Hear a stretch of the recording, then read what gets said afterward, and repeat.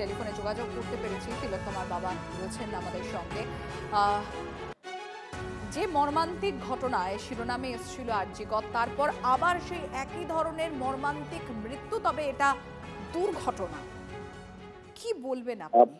লাইনটা একটু আগেই থ্রু করা হয়েছিল, সম্ভবত যে মারা গেছে তার দিদি মনে হয় কথা বলছিলেন। হ্যাঁ হ্যাঁ হ্যাঁ হ্যাঁ, সত্যি এই কথাটা কি প্রিন্সিপাল সুপারের কানে পৌঁছাচ্ছে না? স্বাস্থ্য সচিব স্বাস্থ্যমন্ত্রীর কানে পৌঁছাচ্ছে না? আমি এটাই আশ্চর্য হচ্ছি সবচেয়ে বেশি আগে। এই প্রিন্সিপাল সুপার এরপরেও ক্ষমতায় বসে থাকে, এই স্বাস্থ্য সচিব ক্ষমতায় বসে থাকে, এই মুখ্যমন্ত্রী সেইখানে স্বাস্থ্যমন্ত্রী সেই হিসাবে বসে থাকেন। এরা কি নির্লজ্জিদের কি এতটুকু মানবতা নেই?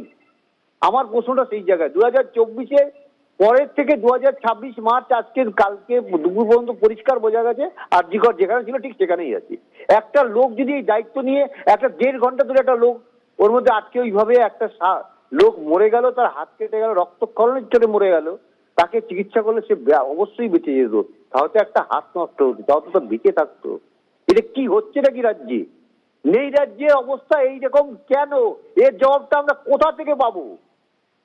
সেই জবাব খোঁজার জন্যই আমরা চেষ্টা করে যাচ্ছি।